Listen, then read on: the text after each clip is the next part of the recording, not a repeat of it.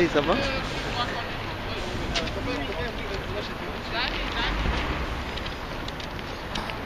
Évidemment, s'il y a 4 photographes, oui.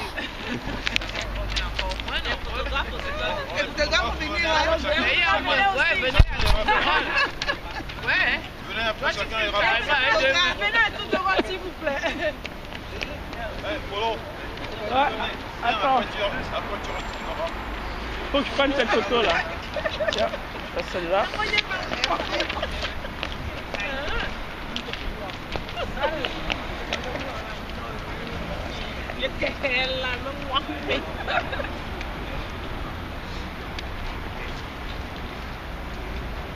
Attendez, le bébé.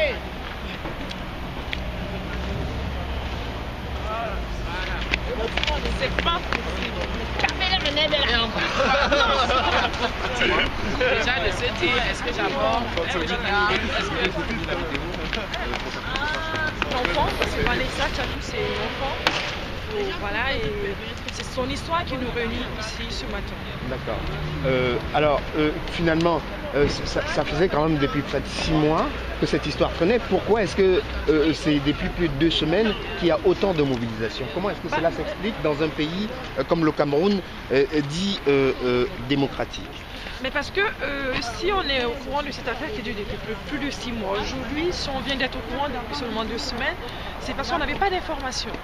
Cette gamine se bat toute seule depuis le 20 août, elle se bat toute seule, elle n'avait aucun soutien et que c'est un journal, un quotidien de local, un quotidien de la place, Le Jour, qui a révélé l'histoire. D'accord. Jusqu'à présent, rien n'avait été fait. Finalement, quelles en sont même les origines? C'est quoi exactement cette histoire de Vanessa? Qu'est-ce qui s'est passé? Vanessa, c'est une jeune fille de 17 ans qui a perdu son bébé, qui a été volé dans un hôpital après l'accouchement. D'accord. Donc le bébé a disparu d'un hôpital public.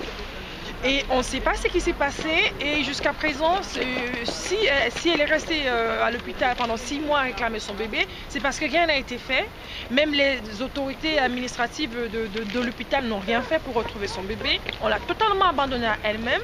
Mais voilà, mais malgré tout, c'est une enfant. Moi je dis c'est une enfant parce que c'est vraiment une enfant. À 17 ans, on n'est pas encore une grande personne. Malgré tout, cet enfant a fait preuve de beaucoup de courage. C'est grâce à son courage que nous sommes ici aujourd'hui.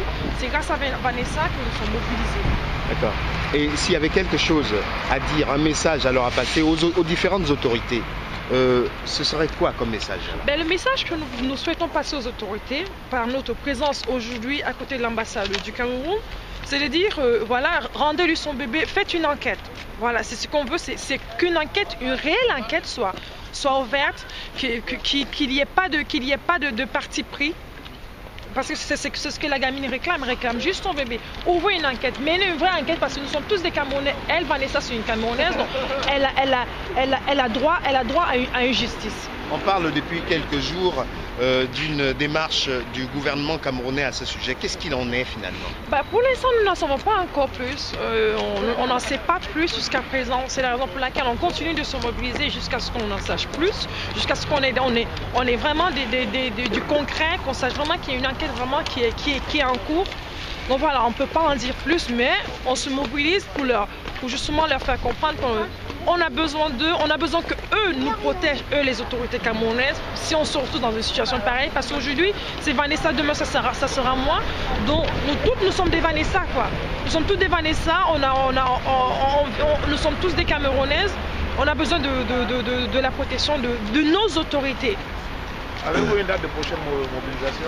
Pas encore, on n'a pas encore de date, mais on compte se mobiliser jusqu'à ce que cette enquête soit terminée. Jusqu'à ce que Vanessa retrouve son bébé, ou alors jusqu'à ce qu'on sache exactement ce qu'il en est. Tant qu'on ne sait pas, on va continuer de se mobiliser.